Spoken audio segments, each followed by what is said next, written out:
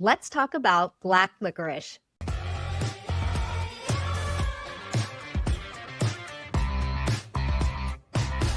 Welcome back to Sprung on Food. I'm your host, Kay Sprung. This season, we're talking about favorite foods, the history behind it, and the role it plays in the world today. Joining me today is comedian and podcaster Colleen Doyle. Colleen, welcome. Thank you so much. Great to be here. I am very excited that you are here. You are such a funny person. And when you gave me your list of foods, so specifically, I want to mention yours is specifically Australian black licorice. So we will absolutely be highlighting that, good. but we've got to, talk about black licorice as a topic as well. I was very excited because I don't know a ton of people that have that same love and affinity for it that you and I do. I love it as well, and I think it's a very polarizing thing. So I'm very intrigued and excited to hear why this is your favorite food. What's your relationship to it? Tell me all the things. Well, I would say that this all began when I was a kid and around Easter, the Easter holidays. Sorry to re-legend specify. Let's say the spring. Let's say spring candy season. I mean, this is just when it was. It's simply when it was. But, you would either get you get jelly beans, and I think a lot of kids like jelly beans, but then you could also get simply a bag of black licorice jelly beans. And I feel like I was the only kid who was like, you can keep all your other jelly beans. I want the black licorice. That's what I want, like a sociopath, and like with a black tongue and a black, like my lips getting black and everything. So I've always loved that flavor and the intensity of that flavor. And then my palate hasn't changed regarding black licorice. I've always loved it. And just a really intense black licorice flavor. I guess that's anise. I guess that's what I found out later in life. That's anise, I believe. Unless I'm very wrong, and you can absolutely tell me that too. We'll go through all wonderful. of it, but yes. Yeah. And so you kind of just discovered the love for the flavor just naturally. Nobody was like, here, try this. It seems upsetting to give a child a black licorice jelly bean. Like, I don't know if I would ever, unless it was like, to make them cringe or something. You know what I mean? Because it's okay. Like, as a punishment. I have a godchild, and I wouldn't do that to her. She's 3 years old. Oh no! Even though you love it so much. I guess I would. You know what? I just realized when you say that. Of course I would, because it can't hurt her. But I think it's either you're going to maybe make a face and love it, or you're going to make a face and hate it, is my assumption. Yes. Yeah. It can definitely be a very polarizing food, candy topic, I think. And so your foray was through these jelly beans during springtime. And when did Australian black licorice enter Now the that's chat? relatively new, because I wasn't aware that the Australians' technology in this department was so advanced. I want to say this was a Sprouts, that grocery chain, if you're familiar, related, because in the bulk candies at Sprouts, oh my gosh. Oh, Can they sponsor your podcast? Because they absolutely can. I would not say no. I haven't tried, but sure. Sprouts, get at us. Yeah. Give a girl a call. Yours too. Yes. But I think in bulk, I was like, oh, these look great. And they're the smooth licorice. So it's the licorice, right? Not that we've moved on from the jelly beans, but it's that smooth, tubular kind of looking licorice. And in bulk, and I noticed that it said Australian black licorice. And I was like, well, I don't give a rip. It's black licorice, so I'm going to have some. And it's just a more intense flavor. I feel like a lot of the foods that we have in America have been, for lack of a better term, dumbed down. And black licorice being one of them. And I just find the Australian black licorice to be a lot more punchy. It's pretty dang good. And I think now that I've noticed, when I saw it in Sprouts in the bulk section, and my partner Jason will now look for it for me, so you can actually find it in other places, and in a bag, not in the bulk section, that'll say Australian black licorice as well. Yeah. And so do people around you know that this is your favorite? Do they ever make it a point to give it to you, gift it to you? Kind of. Well, yes, my partner does all the time. Like he'll look out for me. He loves to give me treats. Yes, he gets it from Sprouts. Yes. It's But my friend beautiful. Darius, who has family in Finland, came back from a trip maybe a couple of years Aha. ago. And I won't say he specifically brought it back for me, but he brought back to like our pod, our COVID pod has stayed really close. And he brought back samples of different of those treats from that part of the world. I believe Finland, I think we're still talking Scandinavia, but again, I make so many Mm-hmm. mistakes. Nope, you're Okay, on board with this one. Yes. real-time fact checking. Thank you. And let me tell you, the Australians kicked it up a notch. Or wait, actually, okay, hold on. Wait, no. Maybe it's a I think it's more categorized as a Nordic, Okay. and then Scandinavia is Norway, Sweden, and Thank you. Denmark. I really, this Okay. is why I don't like to speak. I mean, I'll talk ad nauseum, but No, you should.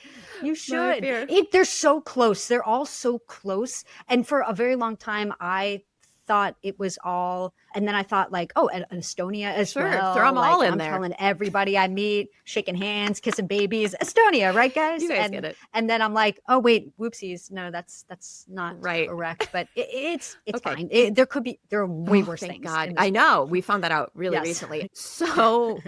But the ones from Finland, and I'm sure there's a name for those type of candies that kind of, to me, fall in that whole anise kind of family.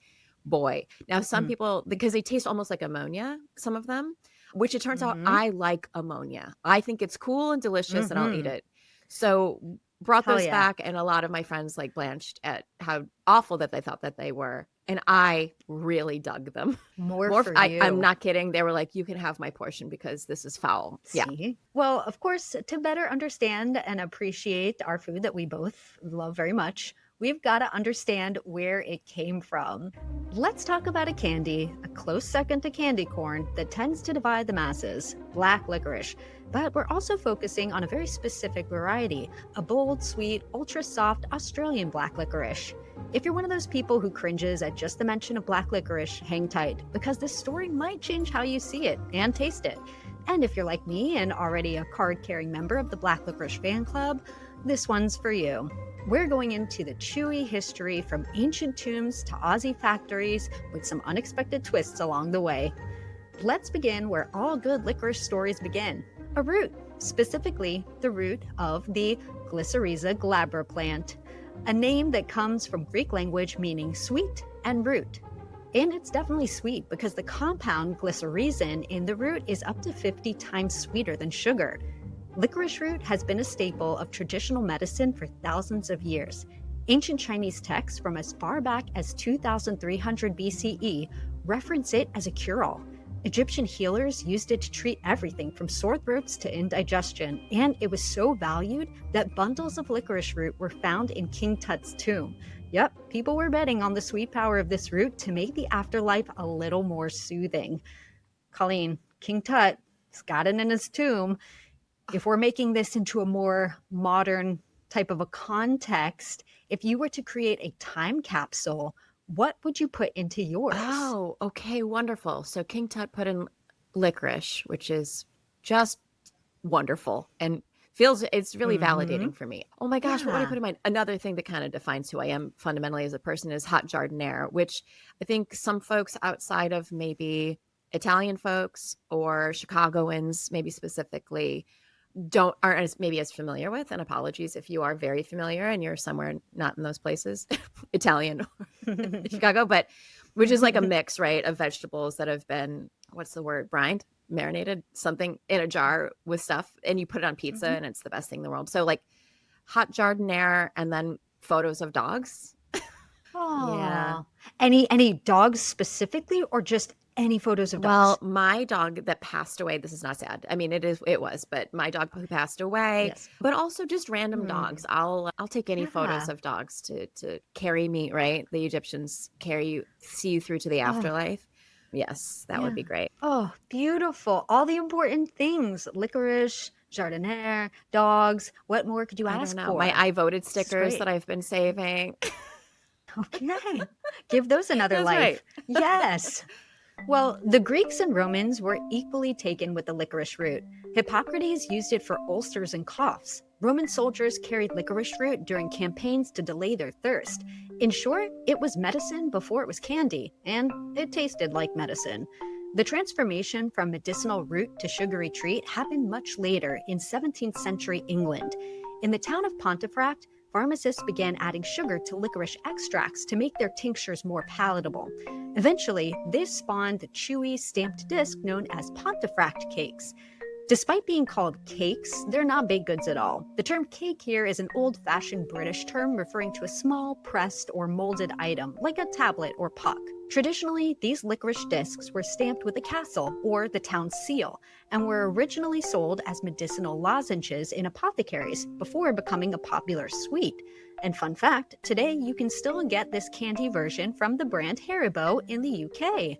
Colleen, have you ever heard or tried these Pontefract cake licorices from No, Haribo? and I am freaking out. I want to try them so badly. Yes. Also anything to justify a trip to the UK, which I absolutely love. I would, trust me, I'm very interested. I almost want to go to LAX right now and go to Guys, duty free well, and see after if this recording. No, I'm just kidding. just real quick, buy a real quick international flight so I can get to the duty free, because that sounds amazing. That's a great treat I would like to try. Yeah, well, there may even be some international specialty shops near you, or please, I mean, listen, if you want to take the trip and experience everything else, by all means. But there may be something, a local option for you. To Googling, because I can't Little believe I didn't search, know about yeah. these Haribo. Come on, Haribo. Okay, There now I you go. know. At least we got one That's fact right. down. This is great. Oh, and Right. King Tut. All right, perfect. Well, fast forward to the 1800s, and licorice was totally in its candy era, even though it still maintained a medicinal reputation. European confections varied extensively. Dutch and Scandinavian varieties leaned salty and bold, often using ammonium chloride or salmiak for that distinctive punch-in-the-face flavor. Black licorice became a curious mix of sweet treat and vaguely healthy habit, the kind of thing your grandma might hand you while telling you it's good for your digestion. So it's interesting, you did mention the Finnish licorice. Was it Yes. salty at all? Or it was? As soon as you Okay, said and how that, did I was you? like, oh yeah, it was. Uh-huh. Well, because I think, I don't know about you, but I feel as though one of the reasons I really have liked licorice is because I'm not a big sweets person. I'm much more of a savory person. Oh, okay. I very much am. Yeah. Okay. So part of the appeal has always been that it's always been, and now I know you have said so beautifully, it's so sweet. And I think there's a balance there, but it feels like it definitely feels like it leans away from sweet, like there's some other component. And so, but the ones that I tried from Finland both had that ammonia, but they also had a very surprising saltiness to them as well. Several of them did. So, which I was like, oh, I'm shocked and I love it. It is a very fun surprise. So I will say I have had a lot of licorice from Finland, from Denmark and Sweden, and they will come in varying degrees of saltiness. I'm wondering if this is, these poor folks live on so much, like, I feel like salted fish. I wonder if it's just their tolerance is higher. Yeah. You know what I mean? That's probably we're true, preserving things. actually. We're preserving the candy. We're preserving the fish. Yeah. Right. Yes. Salt Right, on a little bit. everything. Now, if at any point so far you've said to yourself, I'm not a fan of black licorice, but I love red licorice. Well, sorry to break into you, but red licorice isn't licorice at all, at least not by ingredient. In the early 20th century, American candy makers like Twizzlers, originally launched in 1929, started experimenting with fruit flavors like strawberry and cherry to appeal to sweeter palates. These new candies had the same rope-like shape and chewy texture, so the name licorice stuck, even though the plant itself was nowhere to be found. So is red licorice licorice? Well, it's like calling oat milk milk. Technically not wrong, but dairy farmers will roll their eyes. Colleen, red licorice? No. And I feel like Okay. there's some kind of debate between Twizzlers and Red Vines or whatever. Oh, And sure. at this point, I think maybe once every 5 years I'll have a Twizzler, but it does start to taste like wax to me. Like there's no there. And again, I think that I just am drawn to a really intense flavor of things, which they simply do not possess. And if you had to choose between Twizzler and Red Vine? I guess Red Vine. Twizzlers honestly now just taste like wax lips to me. Like you know what I mean? I mean, again, that's an old Okay. thing because I'm 9,000, but I remember going to like a candy stand. Oh, we look fabulous for Thank your you so age. much. Do you remember I King Tut? Were do. you That's why there? I Okay. was like, You oh, put the licorice root yeah. in? I'm Oh, so glad you right. brought him up. Okay. Sure, But sure, I remember sure. going to a candy stand when I was a little girl, and you could get like all kinds of ring pops, but you could also get like wax lips, was still a thing that you could get. Oh, But that's yeah, what yeah, Twizzlers yeah. taste like to me. It tastes like just chewing on colored Mm, wax. Like it's not worth the interesting. calories. But red vines, I think, still have a little bit more flavor to them. So interesting that you say that, and this is not going to be a debate that we have to get into now, but I would actually say in my palate's preference and taste, I would think the opposite.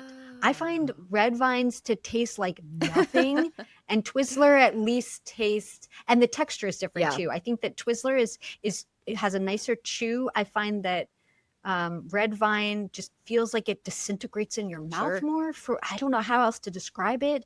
But all that to say, I'm not a huge. They will also not be a sponsor of this podcast. I'm not a huge Knocking fan them of either of down. them. I would much. Knocking these I would. sponsors down, and I'm here for it. Yeah. Yeah, yeah. Who needs sponsors? I'm for That's the right. people. I would much rather have black licorice than either of those Yeah, any day. for sure. Now, let's get back to black licorice and head to the land down under. Though the licorice plant isn't native to the continent, British colonists had a love for the stuff and brought it with them. And by the early 20th century, it was ready for an Australian reinvention. Enter Harry Lee. In 1927, Harry opened a sweet shop in Sydney and started what would become Darrell Lee, a family-run company that would eventually define what we now know as Australian black licorice. And here's a fun little fact. The most iconic version of their licorice, the soft-textured black licorice, was invented completely by accident. In 1957, a batch didn't turn out just right. It was softer than usual, and instead of tossing it out, they gave out samples to customers, and people went wild for it. Sometimes, mistakes make magic. So what sets Australian licorice apart from the rest? For starters, the texture. It's steamed in small batches instead of being extruded at high heat like many mass-marketed candies. This gives it that soft, buttery, chewy consistency. Second, the flavor. The use of real licorice root extract and aniseed oil gives it a bold yet balanced sweetness, unlike the harsh bitterness of Dutch salmiak or the overly medicinal US versions. Aussie black licorice has a gentler complexity, molasses sweet, herbal, and rich. And third, ingredients. Top brands like Darrell Lee and Junie emphasize real food ingredients, so you'll often find no artificial colors, non-GMO wheat flour, and palm oil-free recipes. It's black licorice for people who think they hate black licorice. By the 1950s, licorice was big business in Australia. Companies like Allen's and the Australian Licorice Company held the majority of the market. Through the following decades, conglomerates like Nestle absorbed some of the classic confectionery names, but Australian licorice never lost its footing. New players joined the game too. Fina Foods started in 1947, jumped into the licorice game in 1973. They now produce a range of licorice products under brands like Superior Licorice Co. And then there's the magical spot known as the Junie Licorice and Chocolate Factory, a true destination in New South Wales. Housed in a restored 1935 flour mill, the factory was converted in the early 2000s by the Druce family. They committed to using organic wheat and traditional slow-cooked techniques to make high-quality licorice. They even broke a world record for the world's longest licorice rope, measuring in at over...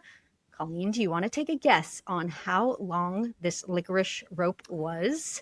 And you can guess in meters or feet. I was gonna do a joke, but no, it's not, because it's not good. It's either too short or too long. Okay, a rope. Okay, I'm gonna say 300 feet. 300 feet. Okay, well, by Price's Right rules, you would win, but it's actually 1,968.5 feet. Wait, Price is Right which is rules because over I'm the a only third of one a playing. mile.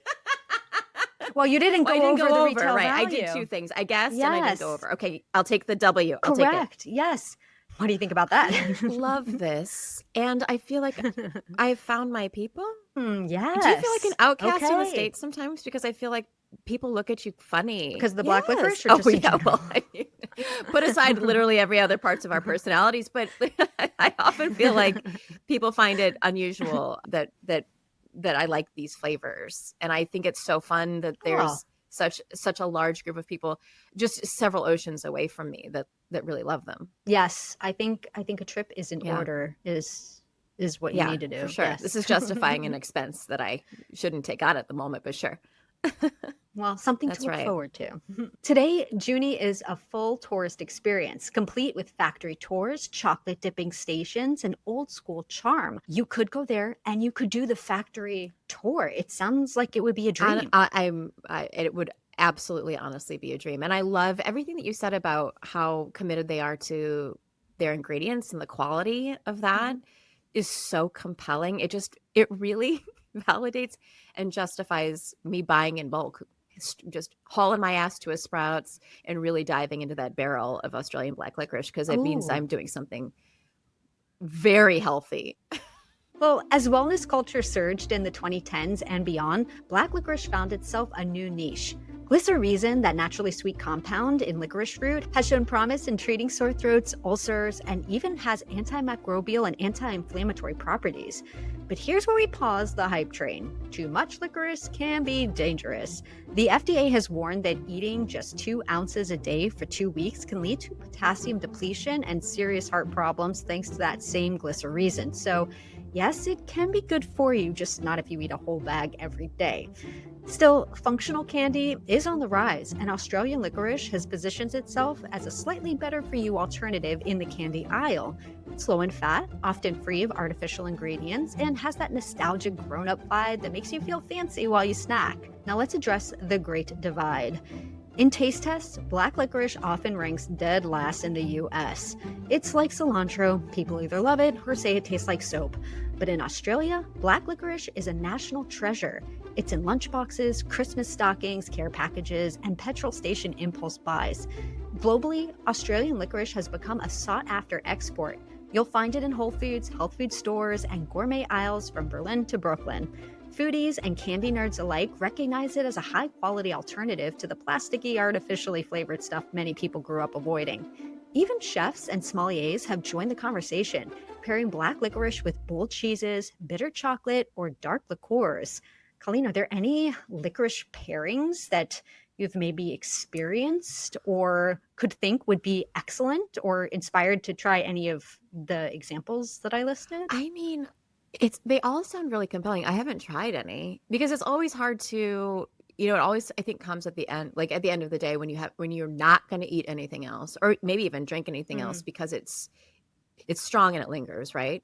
But I would love yeah. the idea of someone who knows what they're doing, a licorice sommelier who's informing me as to what goes with it. I mean, of course, what went through my mind because I'm deranged is Jägermeister, since it has that same, right? Yeah. Where that's the only pairing I could think of Yes. where you go, and then a little bit more of this, but worse.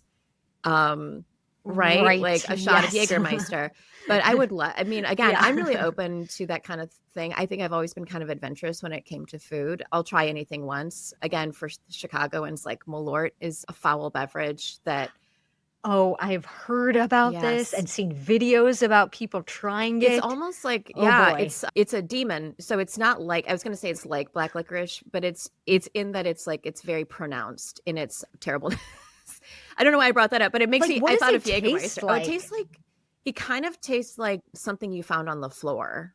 Like it tastes like a Yeah, people always give yeah. like the most poetic answers like this, and I'm like, but I don't know if I know what that is like because I've seen people try to explain it and take a shot of it and then just want to vomit all over the Mm, place in the most dramatic yeah. fashion, and I'm like, I can't even wrap my head around what it could possibly taste like. Is it just not even similar to any other kind of taste out there? It has its own I unique really thing. do think that that's what makes it kind of I think that's what's given it its Mm, longevity is that it's kind of yeah. bitter and acrid, but also kind of nothing. Like it just feels like Okay. something a puddle you would find in a bar. And if you drank the puddle, yeah, I'm really selling Oh, it. like a bar mat drink or Yeah. something?